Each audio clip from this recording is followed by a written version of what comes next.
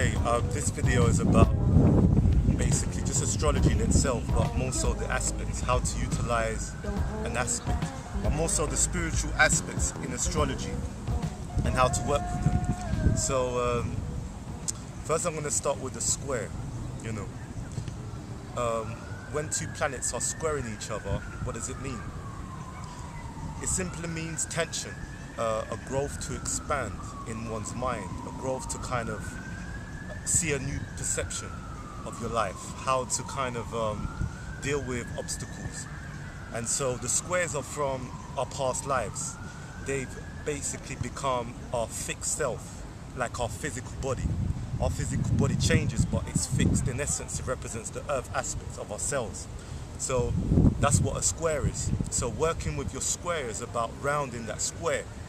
And in essence, in order to do that, you have to work with the obstacles. You have to learn to love what a square is, or love who you are.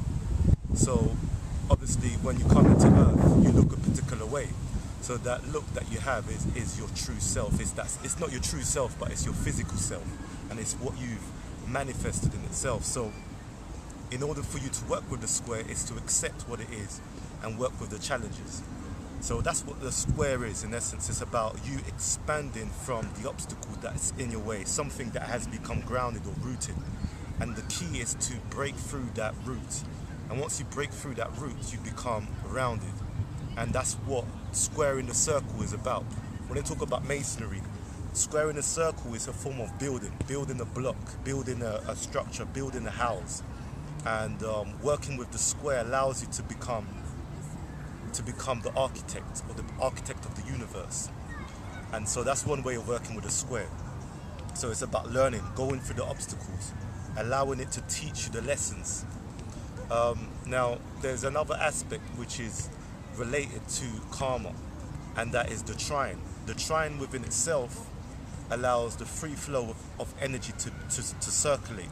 And generally they say that whenever you have a trine, you've actually accumulated good karma, and therefore means you've learnt to master something through a previous life.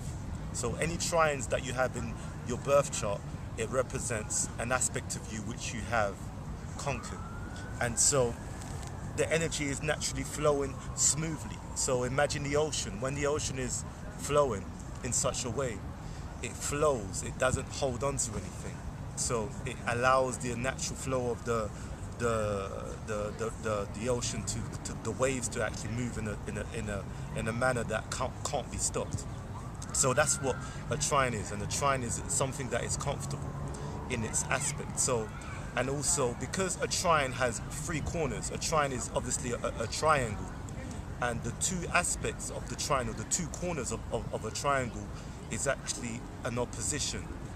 But what allows that trine to circulate and move smoothly is through the third. The third corner of the triangle allows you to step forward and expand. So the square is actually fixed, it cannot move, but the trine allows you to expand. So that expansion within itself allows you to round yourself and become clear within that compass. So that's what the trine does. So it makes it really comfortable. So the trines are obviously always going to be between either fire signs, water signs, well, all signs. They're always whatever planetary element that is under is what the trine is about, or what the trine is trying to tell you, basically. So if it's a fire trine, then it's to do with electricity. It's to do with your action. It generally pushes you to work through your actions quite clearly. If it's a water trine, then it's more emotional. So you're able to work with your feelings quite comfortably. If it's an air sign trine, then you're able to think clearly. You're able to put ideas clearly together. And if it's an earth sign, you're able to be very practical. You're able to draw from finances. You're able to work with health. So these are the different trines in astrology. Now, looking at the opposition is like a sexual impulse, because it's two planets fighting from two angles, trying to balance themselves. One is seeking one thing and the other is seeking another thing. So the ultimate key is to find a neutralization. This is where the sign of Libra comes in, because Libra represents balance, and in the Kambali, you know, the Hermetic principles, which is the laws of Tehuti, it represents polarity, and polarity is obviously the state of where you stay in the center within yourself. So, therefore, means the whole concept of polarity or opposition is about you remaining at the top of the pendulum. So while the pendulum is moving left and right, you have to stay at the top. And once you can stay at the top, guess what? That's when you're able to balance your karma.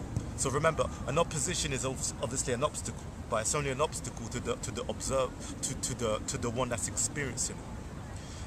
And from an observant perception, you're able to kind of redirect that energy for it to become neutralized, and that's what the aspect of opposition is to do. Now, the blend of energies between a conjunction is sometimes interesting, because if you have, for example, a Venus-Mars conjunction, then you're able to work with that energy quite comfortably, because Venus is magnetic and Mars is electric. They both blend with one another, so they become one, just like the sun and the moon. The moon absorbs, the sun projects, and so therefore means you have a blend of energies that work together. So in that essence, that conjunction is fair and simple. Now, let's say, for example, you have a conjunction with Saturn and Jupiter. Obviously, they do work with one another in some senses, but you know, you could have it in let's say an Earth sign. Like you could have Saturn and Jupiter in an Earth sign, and it will basically, for Saturn, it will be comfortable, and it will you know, be able to allow you to structure yourself in such a manner. But for Jupiter now, because Jupiter is a you know, it's a fire sign, it will expand, but within itself it will withhold that expansion because it's on the Saturn. So within itself, you're able to expand your knowledge, but you won't be able to expand it to such an extreme. So the luck within your chart will change a little bit. So the conjunction sometimes can have these kind of dilemmas where things work and things kind of twist at the same time. So it's about working with them and seeing which aspects are more beneficial to others than the other ones. Now, there's another aspect I want to talk about, actually, that it's another expensive one. It's called a sextile. Now, the sextile in astrology is another comfortable aspect, but that one, as it expands within itself, it reaches into a square, because a sextile is 60 degrees, and 60 degrees is comfortable because it's like moving from one chakra to another chakra. So if you're familiar with chakras, you have the root chakra, which is obviously governing our drive. And from when it moves to the second chakra, which is our sacral chakra, which is our sexual impulse and our relationships with others in some senses, it basically is quite comfortable because it shifts from one chakra, one stage to another, from the first to the sacral to the third to the fourth and to the fifth, and so on and so forth. Because of those aspects, it allows the relationship between one another to move very comfortably. Now, what happens with a sextile? Eventually it turns into a square, because the aspects have to, either way, whether it's on the left or the right of the pendulum, it moves into a square, because the next following degrees is 90 degrees from another sign. And so therefore means, first, the sextile is very comfortable and it moves very, very smoothly. And then it becomes a square because the challenges comes into play.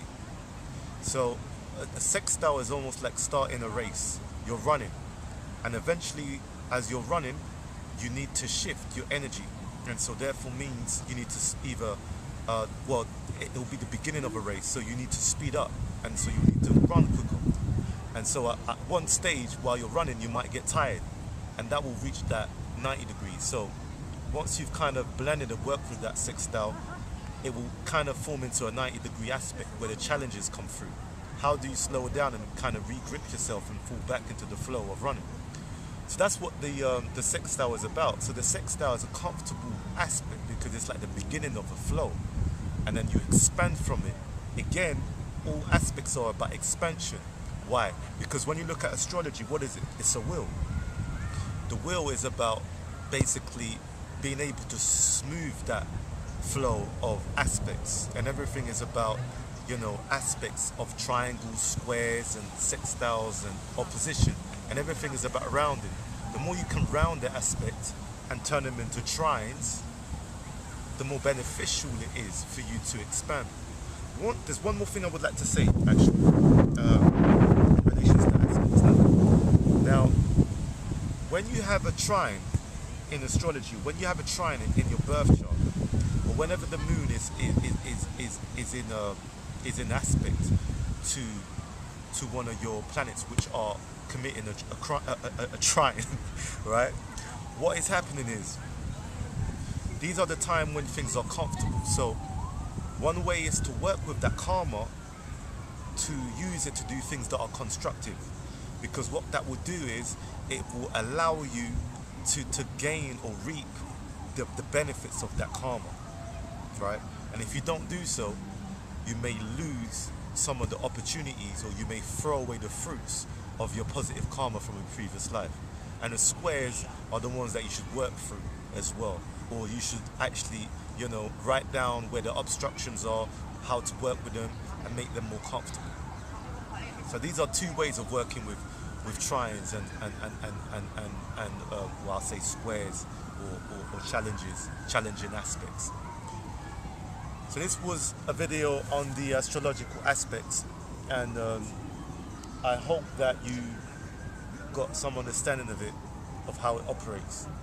Because in essence, it's about working with the aspects in a comfortable manner, so then the planets don't affect you in the same way, and you're able to work with them comfortably.